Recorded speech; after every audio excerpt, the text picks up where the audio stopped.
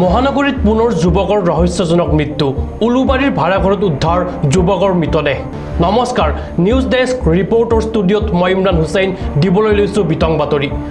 উলুবাৰীৰ ভাড়াঘৰত উদ্ধাৰ যুৱকৰ মৃতদেহ মৃত যুৱকজন জালুকবাৰীৰ বাবুল আলী বুলি জানিব পৰা গৈছে পৰকীয়া প্ৰেমৰ বাবে হত্যাৰ সন্দেহ মৃত যুৱকজনৰ ডিঙিত আঘাতৰ চিন স্পষ্ট মৰণোত্তৰ পৰীক্ষাৰ বাবে জিএমচিএইচলৈ প্ৰেৰণ কৰা হৈছে মৃতদেহ বৃহস্পতিবাৰে অন্য মহিলাৰ সৈতে নিশা কটাইছিল বাবুলৰ মৃত্যুৰ খবৰ দিয়ে বাবুলৰ সৈতে যোৱা মহিলাগৰাকীয়ে উক্ত মহিলাগৰাকীক হত্যাৰ অভিযোগত সন্দেহ কৰে বাবুলৰ পৰিয়ালে ইতিমধ্যে ভঙাঘৰ আৰক্ষী থানাত এজাহাৰ দাখিল কৰিছে ভুক্তভোগী পৰিয়ালে বিবাহিত বাবুলে ৰিহাব চেণ্টাৰলৈ যাম বুলি কৈ আহিছিল নিজৰ পত্নীক নিশা প্ৰায় 9:30 মান বজাত পত্নীৰ সৈতে ফোনযোগে কথা পাতিছিল বাবুলে মৃত বাবুলে গাড়ীৰ ব্যৱসায় কৰিছিল আৰু কিছুদিন পূৰ্বে পত্নীৰ পৰা 4 লাখ টকা লৈছিল বাবুলৰ পত্নীৰ লগতে সন্তানৰ ওপৰত অত্যাচাৰ চলাইছিল বুলি সংবাদ মাধ্যমৰ আগত জানিব দিয়ে বাবুলৰ পত্নীয়ে পুনৰবাৰ নিউজ ডেস্ক ৰিপৰ্টাৰ দৰ্শকসকলক জনাইছো মহানগৰীত পুনৰ যুৱকৰ ৰহস্যজনক মৃত্যু উলুবাৰীৰ ভাড়াঘৰত উদ্ধাৰ হৈছে মৃতদেহ মৃত যুৱকজন জালুকবাৰীৰ বাবুল আলী বুলি জানিব পৰা গৈছে পৰকীয়া প্ৰেমৰ বাবে হত্যাৰ সন্দেহ মৃত যুৱকজনৰ ডিঙিত আঘাতৰ চিন স্পষ্ট হৈ পৰিছে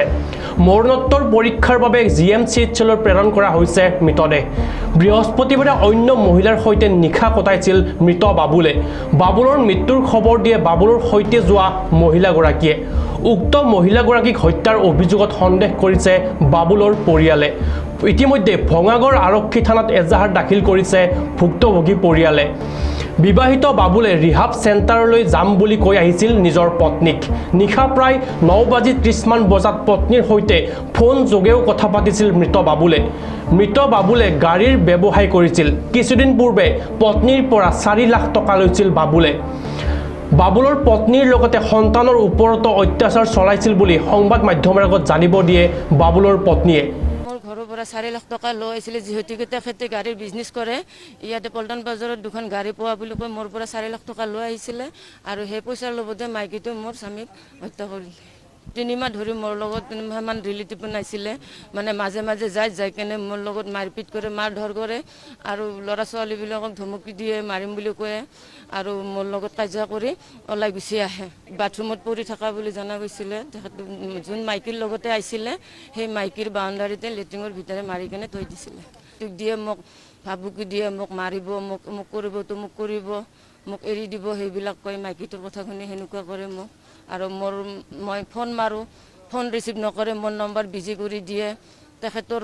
মায়াকৰ নম্বৰো বিজি কৰি দিয়ে আমাৰ ঘৰৰ মানুহৰো গোটেই নম্বৰ বিজি কৰি থৈ দিয়ে আৰু যোনটো মাইকী সেইটো মাইকী মোৰ নম্বৰ চব বিজি কৰি দিছে মাইকীটোক মই কৈছিলোঁ বোলে মোৰ স্বামী মোৰ গিৰেক মোৰ সংসাৰ আছে মোৰ 3টা ছোৱালী আছে তই এনেকুৱা নকৰিবি যদি তোৰ ওচৰত মোৰ হাজবেণ্ড যদি যায় তই তেনেহ'লে মোক ফোন মাৰি জনাবি মই যাই কিনে মোৰ হাজবেণ্ডক মই লৈ আহিম হয়তো সিৰ পইচা ল'ব ঠিক মাৰি কেনে থৈ দিছে বেলেগ একো নহয় নহ'লে ইমান দিন আমি চেণ্টাৰ ঠিক ৰাখি লৈছোঁ 1 মাহৰ পৰা কোনো নিচা সি কৰা নাই এই কালি ৰাতি কেনেকৈ নিচা কৰিলে আকৌ সি মোক কয় মানে এনেকৈ ঘৰত কাজিয়া কৰি থাকে কাৰণে আমি কৈছোঁ তই চেণ্টাৰত যাই কেনে আপ ডাউন কৰি থাক নহ'লে তই আৰু নিচাৰ ওপৰত লোক যাব ই কৈছে বাইদেউ মই নাখাওঁ এনেকৈ আমি মাজে মাজে পিক আপ কৰাই দিওঁ কাৰণে সি কৈছে মই নিজে যাম মই নিজে যাই কেনে সিৰ পাৰ্টনাৰ এটা চেণ্টাৰ আছে কৈছে মই নিজে যাই কেনে তাতে থাকিম মেইন কথা হ'ল আমাৰ যে যোন বাউণ্ডাৰীত ৰুম লৈছে মালিকে ID প্ৰুফ নোহোৱাকৈ কিয় ৰুম দিলে আমাক সেইখিনি লাগিব আজি পুলিচে বাৰ কৈছে যাকে ৰুম দিয়া ID প্ৰুফ ল'ব বিয়াৰ চাৰ্টিফিকেট ল'ব কিন্তু মালিকটোৱে একো লোৱা নাই নোলোৱাকৈ ৰুম দিছে তেখেতে কিহৰ কাৰণে দিছে আমাক সেইটো লাগিব এতিয়া বাতৰিৰ পৰা মই ইমৰান হুছেইনে বিদায় লৈছোঁ পৰৱৰ্তী বাতৰিৰ বাবে চাই থাকিব নিউজ ডেস্ক ৰিপৰ্ট